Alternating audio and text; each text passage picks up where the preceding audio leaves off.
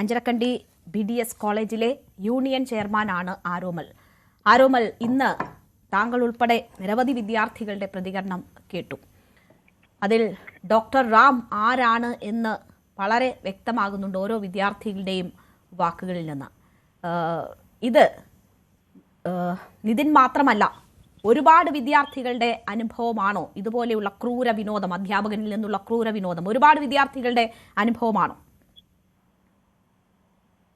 Hello, പറഞ്ഞോളൂ ആരോമൽ, കേൾക്കാം. Okay. First of all, ഒരു കുട്ടിക്കും ഇതുവരെയും ഒരിക്കലും സംഭവിക്കാൻ പാടില്ലാത്തൊരു കാര്യമായിരുന്നു കഴിഞ്ഞ ദിവസം എന്റെ കോളേജിൽ ഉണ്ടായത്. അലിഗേഷൻ വന്ന പോലെ ഡോക്ടർ റാം എന്ന അധ്യാപകനെതിരെ വന്ന പോലെ ശരിക്കും അത് ഒരുപാട് പേർക്ക് ഈ കോളേജിൽ ഉണ്ടായിട്ടുണ്ട്. ഇന്നെത്രത്തോളം അതിന്റെ എക്സ്റ്റെന്റ് എത്രത്തോളം ഇന്ന് പോയിട്ടുണ്ടെന്ന് പല കുട്ടികളും യൂണിയന്റെ പേരിലും അതുപോലെ ന്യൂസ് ചാനൽസിലും എല്ലാം കംപ്ലൈന്റ് കൊടുത്തിട്ടുണ്ട്. ഇന്ന് കംപ്ലൈന്റ് ആയിട്ട് പറഞ്ഞിട്ടുണ്ടായിരുന്നു.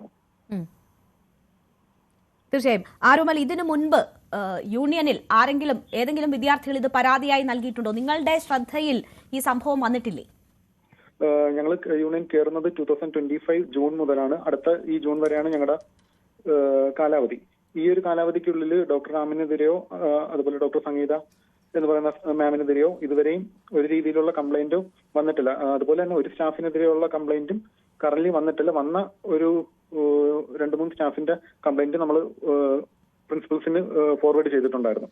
അതായത് ഡോക്ടർ റാമിന്റെ പേരിലല്ലാതെ നിങ്ങൾക്ക് കംപ്ലൈന്റ് ലഭിച്ചിട്ടുണ്ട്? കംപ്ലൈന്റ് ലഭിച്ചിട്ടുണ്ട്. അത് കുറച്ചൊരു 2 to 3 months മുന്നേ ഒരു കംപ്ലൈന്റ് ലഭിച്ചിട്ടുണ്ട്. അതെന്ത് പരാതിയായിരുന്നു? ഇല്ല, അത് പഠിപ്പിക്കുന്നത് മനസ്സിലാവുന്നില്ല, അങ്ങനത്തെ ചെറിയ കംപ്ലൈന്റ്സ് മാത്രമേ ഉള്ളായിരുന്നു. ഇതുപോലെയുള്ള ഗുരുതര സ്വഭാവമുള്ളതല്ല? ഇല്ല. പക്ഷെ ഇത്രയും ഗുരുതരമായ ആരോപണങ്ങൾ ഇപ്പോൾ പെൺകുട്ടികൾ പറയാണ്, ആൺകുട്ടികളെ കൊണ്ട് തങ്ങളെ തല്ലിക്കുമായിരുന്നു ഡോക്ടർ റാം എന്നാണ് പറയുന്നത്. ഒപ്പം തലയ്ക്ക് തട്ടുക, ചെവിയിൽ പിടിച്ച് തിരിക്കുക, അങ്ങനെ ശാരീരികമായി ഉപദ്രവിക്കുക, എംപോസിഷൻ കൊടുക്കുന്നത് 2000 പേജുള്ള ബുക്കൊക്കെ എഴുതാൻ പറയുക, അല്ലെങ്കിൽ വില കൂടിയ ബുക്കുകൾ വേടിപ്പിക്കുക, അങ്ങനെ മെന്റലിയും ശാരീരികമായും ഒക്കെയുള്ള ഒരുപാട് മർദ്ദന മുറകൾ അവർ നേരിട്ടിട്ടുണ്ട്. എന്നിട്ട് ആരും പരാതിപ്പെട്ടിട്ടില്ല? ഇല്ല, ഇതുവരെ ഒഫീഷ്യലി കൺഫേം ചെയ്യുവാണ്. ഒരു പരാതിയും കോളേജ് യൂണിയൻ ഇതുവരെ കിട്ടിയിട്ടില്ല. പരാതി കിട്ടിയിട്ടില്ല എങ്കിൽ നിങ്ങളുടെ ശ്രദ്ധയിൽപ്പെട്ടിട്ടുണ്ടായിരുന്നോ? നിങ്ങൾ കുട്ടികൾ ഇപ്പോൾ ഒഫീഷ്യലായിട്ടല്ലാണ്ട് കാര്യങ്ങൾ പറയുമല്ലോ, അങ്ങനെ സംസാരിച്ചിട്ടുണ്ടോ? റാം സാറിനെതിരെ ഉള്ള ഒരു കംപ്ലൈന്റ് കൊടുത്തിട്ടുണ്ടായിരുന്നു. ഓഫീസിൽ നമ്മുടെ ശ്രദ്ധയിൽപ്പെട്ടിട്ടുള്ള ഒരു കംപ്ലൈന്റ് കൊടുത്തിട്ടുണ്ടായിരുന്നു. മനസ്സിലായില്ല. റാം സാറിനെതിരെ നമ്മുടെ ശ്രദ്ധയിൽപ്പെട്ടിട്ടുള്ള ഒരു കംപ്ലൈന്റ്, സ്റ്റുഡൻസിന്റെ സൈഡിൽ നിന്ന് വരാത്തൊരു കംപ്ലൈന്റ് നമ്മൾ പറഞ്ഞിട്ടുണ്ടായിരുന്നു. നിങ്ങൾ അറിഞ്ഞ് ഫോർവേഡ് ചെയ്തിട്ടുണ്ടായിരുന്നു. അതിനെതിരെ ആക്ഷനും എടുത്തിട്ടുണ്ടായിരുന്നു ആ ടൈമിൽ. അതെന്ത് പരാതിയായിരുന്നു? അത് ഇതുപോലെ തന്നെ സാറ് ഭയങ്കരമായിട്ട് ദേഷ്യം, ആങ്കർ ഇഷ്യൂ ആയിരുന്നു. അത് പെൺകുട്ടിക്കെതിരെയാണോ ആൺകുട്ടിക്കെതിരെയാണോ? ക്ലാസ്സിൽ മൊത്തത്തില് ക്ലാസ് ലെക്ചർ എടുക്കുന്ന ടൈമിലുള്ള ഒരു ഇഷ്യൂ ആയിരുന്നു. അങ്ങനെ ഒരു പരാതി കൊടുത്തിട്ട് എന്ത് നടപടി ഉണ്ടായി? അതില് സാറിനെ വിളിച്ചു പറഞ്ഞു, അങ്ങനെ സാറ് അതിനെ റിയാക്ട് ചെയ്തെന്നാണ് നമുക്ക് ഓഫീസിൽ നിന്ന് അറിയാൻ കഴിഞ്ഞത്. എന്തെങ്കിലും മാറ്റം ഉണ്ടായോ അതിനുശേഷം?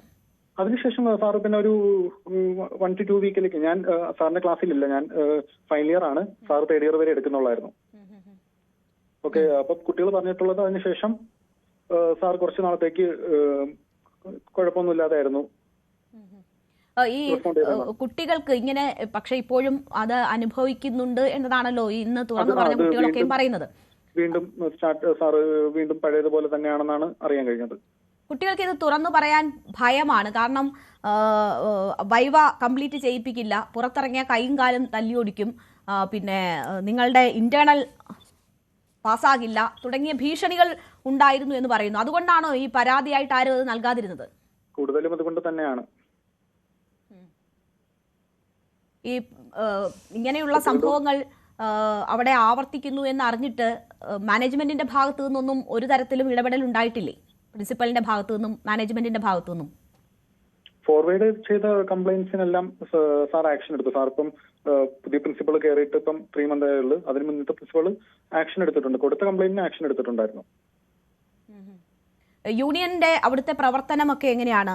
നമുക്കറിയാം സ്വാശ്രയ കോളേജാണ്, എന്നാലും നിങ്ങളുടെ പ്രവർത്തനങ്ങളൊക്കെ എങ്ങനെയാണ്? അതിനുള്ള സ്വാതന്ത്ര്യമുണ്ടോ? അങ്ങനെ ആക്റ്റീവ് ആണോ നിങ്ങളുടെ യൂണിയൻ? ബേസിക്കലി നമ്മളതൊരു പാർട്ടി ബേസ്ഡ് യൂണിയൻ അല്ല. നമ്മൾ ഫൈനൽ ഇയർ സ്റ്റുഡൻസ് തന്നെ കുഹാസിൽ കേരള യൂണിവേഴ്സിറ്റി ഓഫ് ഹെൽത്ത് സയൻസിൽ രജിസ്റ്റർ ചെയ്തേക്കുന്ന സ്റ്റുഡൻസ് യൂണിയനാണ്. അപ്പം കോളേജ് യൂണിയൻ ആക്റ്റീവാണ്. അത് ആന്റി റാഗിംഗ് സെല്ലും അതുപോലെ തന്നെ കംപ്ലൈന്റ് സെല്ലും എല്ലാം ആക്റ്റീവാണ്. ഇതില് പാർട്ടി ഒന്നും വേണമെന്നില്ലല്ലോ, മനുഷ്യത്വമുള്ളവരാണെങ്കിൽ ഇടപെടുമല്ലോ ഇത്തരം വിഷയങ്ങളിൽ. ആരോമല്ലേ, ഇവിടെ ഇപ്പോ നിതിന്റെ മരണം സംഭവിക്കുന്നു. അത് സംഭവിച്ചു കഴിഞ്ഞതിന് ശേഷം ഇന്ന് 3-ാമത്തെയോ 4-ാമത്തെയോ ദിവസമാണ്. ഇതുവരെ ആ കോളേജിൽ നിന്ന് ഒരു കുട്ടി പോലും അവരുടെ വീട്ടിൽ എത്തിയിട്ടില്ല എന്ന് ആ കുടുംബം പറയുകയാണ്. ഒരു അധ്യാപകരും എത്തിയിട്ടില്ല, ആരും തിരിഞ്ഞു നോക്കിയിട്ടില്ല എന്ന് പറയുകയാണ്. എന്തുകൊണ്ടാണത്? യൂണിയനെ പ്രതിനിധീകരിച്ച് പോലും ആരും ആ വീട്ടിലേക്ക് പോകാതിരുന്നത് എന്തുകൊണ്ടാണ്? നിങ്ങളുടെ ഒരു സഹപാഠിയായിരുന്നില്ലേ? ഇതിനെപ്പറ്റി പറയാനാണെങ്കിൽ ഇപ്പം ഈ 16th ഞങ്ങൾ പറഞ്ഞല്ലോ, ഓൾറെഡി ഫൈനൽ ഇയർ സ്റ്റുഡൻസ് ആണ് കോളേജ് യൂണിയനിൽ ഹാൻഡിൽ ചെയ്യുന്നത്. ആ സ്റ്റുഡൻസിനെല്ലാം 16th ഈ വരുന്ന 16th യൂണിവേഴ്സിറ്റി എക്സാം ആണ്.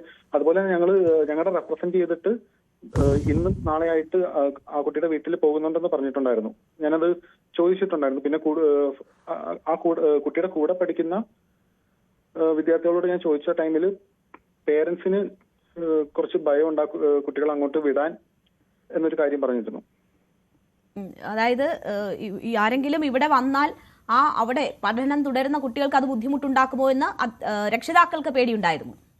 രക്ഷിതാക്കൾക്ക് പേടിയുണ്ടായിരുന്നു. പിന്നെ അതുപോലെ തന്നെ ആ കുട്ടിയുടെ സ്ഥലത്തേക്ക് പോകുന്ന ടൈമിൽ കുറച്ച് സെൻസേഷണൽ ആയിട്ടുള്ള കേസ് ആയതുകൊണ്ട് ഞാൻ ചോദിച്ചത്, നിങ്ങൾ ഈ ഫൈനൽ ഇയർ സ്റ്റുഡൻസ് പോകണമെന്നില്ല, പക്ഷേ ഈ നിതിന്റെ കൂടെ പഠിച്ച ഒരു ക്ലാസ്സിലിരുന്ന് പഠിച്ച കുട്ടികൾ ഉണ്ടാകുമല്ലോ, അവർ പോലും അങ്ങനെ പോലും ആരും പോകാനോ അല്ലെങ്കിൽ ചെല്ലാനോ, ഒരു കോളേജിനെ പ്രതിനിധീകരിച്ച് ആരെങ്കിലും ചെല്ലാനോ ഒന്നുമുള്ള ഒരു ആലോചനയും നടന്നില്ല അല്ലേ? ഇല്ല, ഇത് പറഞ്ഞിട്ടുണ്ടായിരുന്നു. വീട്ടിലേക്ക് പോകുന്നില്ല എന്ന് ചോദിച്ചിട്ടുണ്ടായിരുന്നു. ചോദിച്ച ടൈമിലാണ് ഈ ഒരു ഇത് പറഞ്ഞത്. ആൻഡ് ഫൈനലി ഇന്നും നാളെയായിട്ട് ആ വീട്ടിലേക്ക് പോകുന്നുണ്ടെന്നും പറഞ്ഞു. നാളെ എത്തുന്നുണ്ട്. നമ്മുടെ റെപ്രസെന്റ് ചെയ്തിട്ടുള്ള 2 പേര് അവിടെ കോളേജിൽ നിന്ന് പോകുന്നുണ്ട് കുട്ടിയുടെ വീട്ടിലേക്ക്. കോളേജിൽ നിന്ന് ഇവിടെ ഒരു 3rd ഇയറിലെ ഒരു സ്റ്റുഡന്റും അതുപോലെ നിതിന്റെ ക്ലാസ്സിലെ ഒരു സ്റ്റുഡന്റും കൂടെ പോകുന്നുണ്ടെന്ന് പറഞ്ഞു. അത് ഇപ്പോ ആ വീട്ടിലെ മറ്റ് കുടുംബാംഗങ്ങൾ ഇത് വലിയ ഒരു ഇഷ്യൂ ആക്കി. മീൻസ് ഒരാൾ പോലും തങ്ങളുടെ മകൻ ഇത്രയും ദിവസം പഠിച്ച ആ കോളേജിൽ നിന്ന് വന്നില്ലല്ലോ എന്ന് പറയുന്നത് നമ്മൾ ആവർത്തിച്ച് കേട്ടതാണ്. ആരോമല് തുടരുക. ഞാൻ ആരോമലിലേക്ക് ഒന്നുകൂടി തിരിച്ചെത്താം. ദയവായി തുടരുക. കൂടുതൽ വാർത്തകൾക്ക് news 18 Keralam YouTube channel subscribe ചെയ്യുക.